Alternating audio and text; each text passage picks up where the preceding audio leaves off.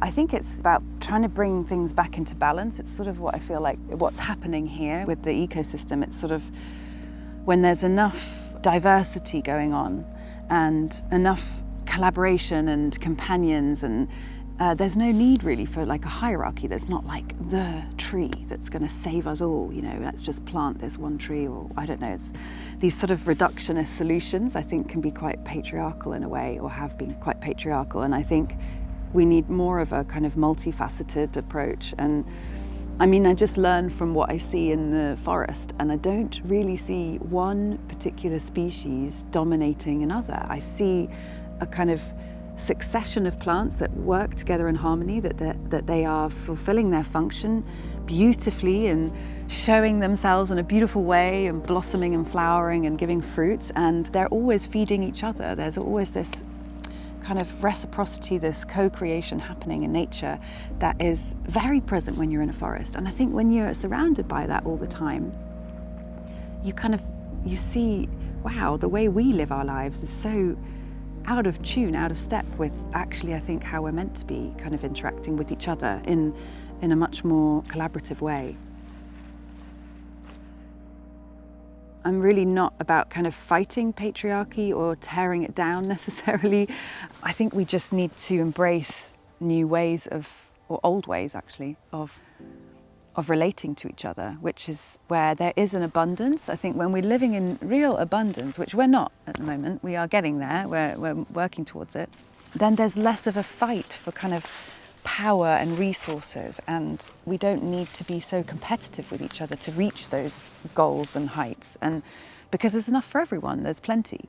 And there's no reason why we shouldn't be able to live like that. I really do believe that. I think, you know, we once had lands completely covered in forests, and probably we were able to live quite happily in them. And now, through kind of thousands and thousands of years of deforestation, we're just depleting our resources. So of course then there becomes a fight. Who's going to win? Who's the top dog? Who's, you know, who'll get there first? The race for AI or whatever, I don't know. That language is so present in business, you know, this sort of race and beat your competition and all of this. And I just don't resonate with it at all. I just would rather hang out with some plants. I mean, we need to change the paradigm of how we are relating to each other big time. I think the relationships between men and women and matriarchy and patriarchy, and I think we almost need to kind of like humble ourselves a little bit. Like, we're not so important, you know, it's not so important really. We're not in charge here, nature's in charge. We're part of nature. We are part of a beautiful living system, and actually if we humble ourselves to that, then we're not so concerned with all of these different concepts, which actually they are just concepts. They're not reality, I don't think. I'm not someone who had really any money to start with at all. I didn't really even have much of a plan. I didn't think, oh wow, I never had the idea of buying land or anything. I mean, it hasn't been possible for me. So I always thought, well, I'll find a project and work for people or work with people. And that's exactly what's happened. We don't own this land, and we are very lucky to have met the owner who's really kind of passionate about regeneration and really liked what we were doing, and gave us the space on her land to do it and to practice it. So yeah, I think there are many ways to get to do it. You know, it's not just about buying, but access to land for sure. I mean, in the UK, for instance, I felt that was, I mean, it's definitely possible as well. I wouldn't say it's not, but yeah, land is mainly very occupied there, so it isn't the easiest to get a bit of land for yourself. But I do think there are really fantastic farms and projects who are now, you know, looking for volunteers or even employing people who are experienced in this field. So there's always ways to get involved, I think.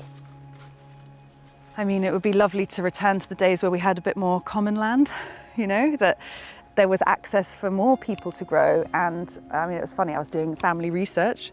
I did a family tree on my mother's side, and she's from the Highlands originally. And there, you know, there was a lot of common shared land. So it was really, my ancestors practiced farming with no formal lease, which is exactly what I'm doing now. And so I thought, oh, that's interesting. Kind of 5 generations ago, or 6 generations ago, that's what my ancestors were doing. And there was much more common land. People could graze their animals on common land, they could grow, they could coppice trees for firewood. I mean, there wasn't necessarily a big knowledge about agroforestry back then. I think the farming methods were different.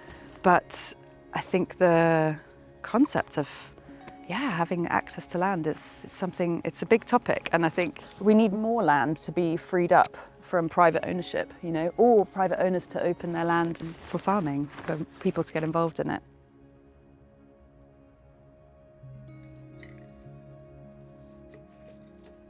The job I was working in, I was furloughed. And I was then I was already before that really rethinking, what do I really want to do, I think the career I'd been in was great for my 20s, but I really didn't find much meaning in it anymore. It wasn't meaningful. So I really wanted to change things up, and I felt really called. I was going to go and work in aid, so I really wanted to go and work abroad and help and be really at the centre of where I felt I could be helpful. But actually, the more and more I sort of looked into how that aid system works, and I think it's Kissinger said that food is used as the ultimate weapon, and I kind of recognised that quite soon on. I did some courses in how to get into the aid industry, and I had even a job actually lined up for when I was meant to come back from Portugal at an NGO, which would have for sure been really, really interesting. And I think the work they do is absolutely incredible. But I just felt I would be more working with the symptoms rather than finding something that has a little bit more potential to create change. So that then led me on a bit of a different path. Well, I was reading also a lot about ecology and permaculture and these kind of things. These topics were coming up for me. And I never thought it could be something I could actually do full time with my life. I figured it, nice concepts and lovely idea, and I have an allotment, and that was probably as far as it would go. And then I came out to Portugal, and I was working on a farm and interning there and learning all about permaculture, and it was really amazing. It was a really good practical step into what I do now. And I just couldn't go back. It was like I'd opened the door to something, and I thought, I can't go back now and work in an office and work for an NGO, which even though it would have been a really nice job, I just thought I've opened too much up here. I want to explore a bit more. So I then did my permaculture design course at PDC. And then I thought, okay, this is it now. I need to try and find a way to make this work. How can I do this kind of work and live this way? And I think meeting people on those courses, and especially the teachers, it showed a bit of a path ahead of how I could do that. Although it's not well trodden, I will say, it's still figuring that out. And that was it. Then I didn't go back, and then I found a project in the area I was working with, and I met Lars by coincidence in a cafe, and we started talking, and he said, well, I'm just starting up this project in Syntropic agroforestry, and I was really interested to learn a bit more about that. I'd heard about it in my permaculture course, and I'd heard that it was a really fast way to regenerate soil, which from all of the learning I did in my permaculture, I realised that is, I think, one of the most crucial things we need to do at the moment. It's kind of the work of our time, I feel, and I thought, okay, well, let's learn a bit more about that, and and that led me then to what I'm doing now. Yeah, and it's interesting because it's like when you look back on it, it's not like you could go online and Google, I want to live off grid and process dried rosemary on the peninsula, that I'm the only one who lives here. Yeah, exactly. You can't Google jobs really in this world in a way. Maybe you can now, I don't know, but maybe 5 years ago there wasn't anything. So it's really about kind of finding ways to get involved with farms, or connecting with people who've got projects already if you're not, looking to start your own. Then when I sort of heard that that's what Lars was doing, I thought, well, that's interesting. I'll go and learn from him a bit and learn with him. And then, slowly things sort of open up for you, I think, in this field. There are a lot of people where we are in Portugal, who have land, who would like to regenerate it, but are either, working full time or doing something else, or don't have the skill set, and look for people to help them with that. And that's what's happened to us here. Lars was consulting here in the beginning, and then slowly we've started to get more involved, and now the project's been up and running here for nearly 2 years now. We've been here, or just about 2 years. We have a lot of autonomy. We have a good relationship with the owner. We have built a nice volunteer program here where, we are also giving people the chance to learn about this and kind of join us on this mad quest to regenerate this 9 hectares where we are. And I just think for me, it's such you're never bored. I'm always learning. When you start diving into nature, and it's magic. It just feeds you constantly with inspiration. Yeah, I definitely couldn't imagine doing another job now. If you could call it a job. If you could call it, yeah, exactly.